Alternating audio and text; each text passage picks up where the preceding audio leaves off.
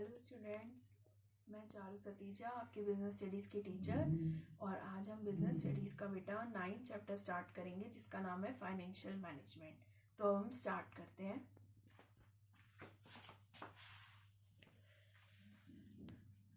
बेटा सबसे पहले इस फाइनेंशियल मैनेजमेंट चैप्टर में हमें मीनिंग करना है कि फाइनेंशियल मैनेजमेंट होता क्या है। तो आप जैसे नाम देख रहे हैं फाइनेंशियल मैनेजमेंट, फाइनेंस की मैनेजमेंट। फाइनेंस मतलब पैसा। जो बिज़नेस में हमें पैसों की ज़रूरत होती है बहुत ज़्यादा, क्योंकि हर चीज़ के लिए उसको किस तरह से मैनेज करा जाए, ये पूरा चैप्टर इसके ऊपर है। तो सबसे पहले इसका मीनिंग देख लेते हैं। मैनेजमेंट ऑफ फाइनेंशियल मैनेजमेंट का मीनिंग होता है management of flow of funds and involves decision relating to procurement of funds. यानी ये जो फाइनेंशियल मैनेजमेंट है वो हमें ये बताता है कि हम अपने फंड्स का जो फ्लो हो रहा है एक ऑर्गेनाइजेशन के अंदर, एक बिजनेस के अंदर, उसको किस तरह से मैनेज करें और डिसीजंस किस तरह से ले कि हम कहाँ कहाँ से फंड्स लेंगे। प्रोक्योरमेंट ऑफ फंड्स मतलब कहाँ कहाँ से हमें फंड्स मिल सकते हैं, इसका डिसीजन लेना। इन्वेस्टमेंट ऑफ फंड्स का डिसीजन लेना, यानी कहाँ कहाँ हम पैसा इन्वेस्ट करें। और distribution of earnings among the owners, यानी बाद में जो हमारे साल के एंड में जो हमारी अर्निंग होती है बिजनेस की, ओवरऑल खर्चे करने के बाद उस अर्निंग को हम कैसे डिस्ट्रीब्यूट करें। तो ये 3 डिसीजन फाइनेंशियल मैनेजमेंट में लिए जाते हैं। उसके बाद है ऑब्जेक्टिव्स ऑफ फाइनेंशियल मैनेजमेंट। तो फाइनेंशियल मैनेजमेंट का सबसे मेन ऑब्जेक्टिव है कि जो शेयर होल्डर्स हैं उनकी वेल्थ मैक्सिमाइज हो। To maximise the shareholders wealth, यानी ज़्यादा से ज़्यादा उनको रेगुलर इनकम मिले, which means the market price of equity shares of the company increases. तो इसका मतलब क्या है, जब शेयर होल्डर्स की वेल्थ इंक्रीज होगी बेटा, तो इसका मतलब ये है कि मार्केट में उस इक्विटी शेयर की प्राइस जो है वो मार्केट में, उस कंपनी के शेयर्स के मार्केट में प्राइस क्या होंगे, बढ़ जाएंगे। इसका मतलब ये हो जाएगा कि शेयर होल्डर्स की वेल्थ जो है वो बढ़ गई।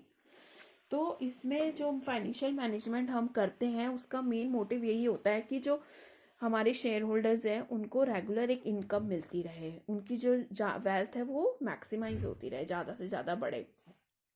तो ये चीज़ हम कैसे अचीव कर सकते हैं, 3 पॉइंट्स को लेकर।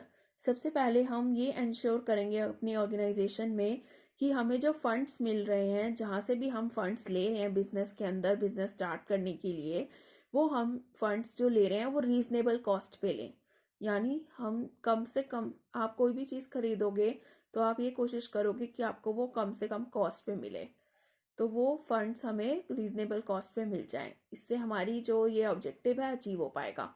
सेकंड, हम ये कर सकते हैं ensuring effective utilisation of funds. जो भी हमें फंड्स मिले हैं वो हमें कहाँ कहाँ यूज़ करने हैं, यानी कहाँ कहाँ मुझे उसको यूटिलाइज करना है, कहाँ कहाँ पैसा वो इन्वेस्ट करना है।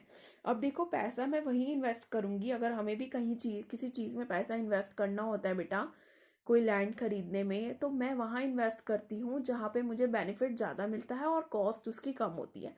तो यहाँ पे भी हम अपने फंड्स को इस तरह से यूटिलाइज करेंगे या इस तरह से इन्वेस्ट करेंगे जहाँ पर मेरा बेनिफिट ज़्यादा हो और कॉस्ट कम हो।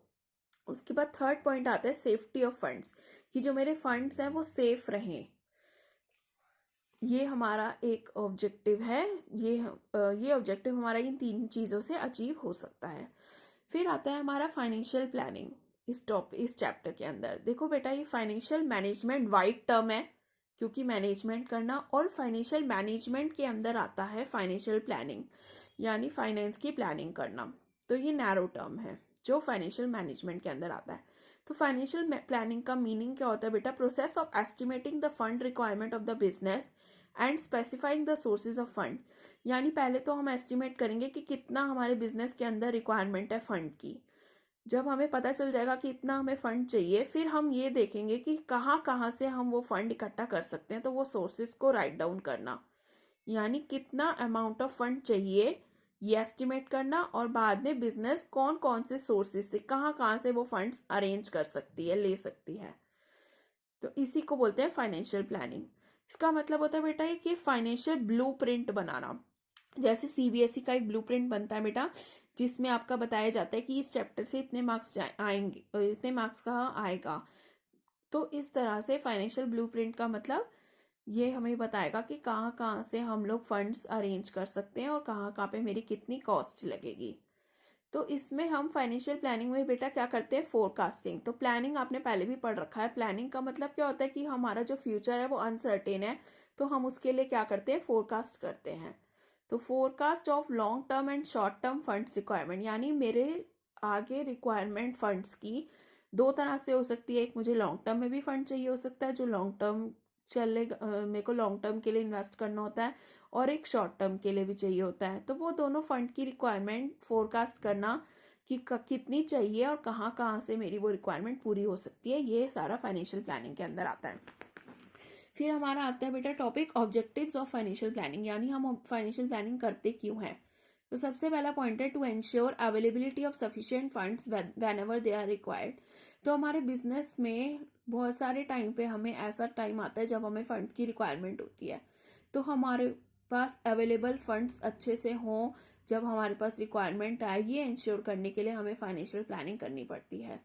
दूसरा है ensuring firms do not raise unnecessary funds. तो फर्म्स को ये भी इंश्योर करना पड़ता है कि वो अननेसेसरी फंड्स अरेंज ना करे, यानी अगर पहले ही मुझे अपनी रिक्वायरमेंट पता चल जाएगी कि मुझे इतना फंड चाहिए, तो मैं उससे ज़्यादा फंड्स अरेंज नहीं करूँगी, क्योंकि ज़्यादा फंड भी अगर मैंने अरेंज कर दिया तो वो वेस्ट जाएगा, वो पड़ा रहेगा, वो आइडल फंड होगा, किसी काम का नहीं होगा। तो फाइनेंशियल प्लानिंग की इम्पोर्टेंस है नेक्स्ट टॉपिक आपका। हमें जो फाइनेंशियल प्लानिंग है बेटा, वो उसकी इम्पोर्टेंस मतलब कि हमें क्यों करना होता है, हम क्यों करते हैं एक कंपनी के अंदर फाइनेंशियल प्लानिंग। तो सबसे पहला पॉइंट है प्रिपेयर फॉर फ्यूचर फोरकास्टिंग। क्यों करते हैं, ताकि हम फ्यूचर के लिए प्रिपेयर हो सके। तो हमने कितनी बार डिस्कस किया है कि फ्यूचर हमारा अनसर्टेन है, हम उसको प्रिडिक्ट कर सकते हैं आने वाली अनसर्टेनिटी को कि हमारे साथ क्या हो सकता है। तो हमें पहले से अगर हम प्रिडिक्ट कर लेंगे उसके लिए, तो हम पहले से उसके लिए प्रिपेयर हो जाते हैं बिजनेस के अंदर। तो इसीलिए फाइनेंशियल प्लानिंग करने का फ़ायदा ये होता है कि हम अपना फ्यूचर प्रिडिक्ट कर सकते हैं, फोरकास्ट कर सकते हैं। फिर avoid business shocks and surprises, यानी आने वाले टाइम पे अगर बिजनेस में कोई शॉक आ जाए, शॉक मतलब कोई ऐसी सिचुएशन आ जाए जिससे बिजनेस नहीं निकल पा रहा, वो बिजनेस को पहले से ही पता चल जाए, उससे अवॉइड करना, यानी उससे बचने के लिए हमें फाइनेंशियल प्लानिंग करनी होती है कि कोई ऐसी सरप्राइज ना आ जाए जो बिजनेस को नुकसान दे दे। फिर है कोऑर्डिनेटिंग वेरियस बिजनेस फंक्शंस। तो आपको पता है बिजनेस में जो भी फंक्शंस होते हैं बेटा, कई बार हमने डिस्कस किया है, वो सारे इंटर रिलेटेड होते हैं, कोऑर्डिनेट होते हैं। क्योंकि जब तक प्रोडक्शन जो डिपार्टमेंट है वो गुड्स प्रोड्यूस नहीं करेगा, वो फिर गुड्स सेल्स डिपार्टमेंट के पास नहीं जाएंगे और वो सेल्स डिपार्टमेंट उनको नहीं बेच पाएगा। तो सारे डिपार्टमेंट्स आपस में लिंक्ड हैं, आपस में एक दूसरे पर डिपेंडेंट है। तो उन सब की एक्टिविटीज़ को कोऑर्डिनेट करने के लिए भी फाइनेंशियल प्लानिंग हमें करनी जरूरी होती है। फिर है reducing wastage and duplication of efforts, यानी जो हम बिजनेस के अंदर एफर्ट्स करते हैं, जो भी हम काम करते हैं, वो हमारे कोई भी एफर्ट्स कोई भी वो ना हो, डुप्लीकेट ना हो, यानी दो बार ना हो, और कोई भी एफर्ट्स ऐसे ना हो जो वेस्ट हो, जो बेकार के हों, वो ऐसे हम एफर्ट्स ना करें। उनको देखने के लिए भी हमें फाइनेंशियल प्लानिंग करनी होती है। फिर हमें एक लिंक बनाना होता है बेटा इन्वेस्टमेंट और फाइनेंसिंग डिसीजन के बीच में, क्योंकि इन्वेस्टमेंट डिसीजन हमारा क्या होता है कि हमें कहाँ कहाँ पैसा इन्वेस्ट करना है, और फाइनेंसिंग डिसीजन होता है कहाँ कहाँ से पैसा अरेंज करना है। तो पहले तो पैसा अरेंज होगा फाइनेंसिंग डिसीजन से कि कहाँ कहाँ से मैं पैसा ले सकती हूँ, फिर उसी पैसे को मैं इन्वेस्ट करूँगी शॉर्ट टर्म में या लॉन्ग टर्म में। यानी अगर मैं शॉर्ट टर्म में करूँगी तो मेरे डेटर्स हो सकते हैं, या लॉन्ग टर्म में करूँगी तो मेरे को कोई लैंड खरीदना है, कोई मशीनरी खरीदनी है, तो वो हो सकता है। फिर लिंक प्रेजेंट विद फ्यूचर, हमें अपने प्रेजेंट को फ्यूचर के साथ लिंक करने के लिए भी फाइनेंशियल प्लानिंग करने की ज़रूरत पड़ती है। उसके बाद बेटा आपका इस चैप्टर में फाइनेंशियल डिसीजंस, जो हमें 3 तरह के फाइनेंशियल डिसीजन करनी है, जो मेन है इस चैप्टर का, वो हमारे 3 डिसीजन है, इन्वेस्टमेंट डिसीजन, फाइनेंसिंग डिसीजन और डिविडेंड डिसीजन।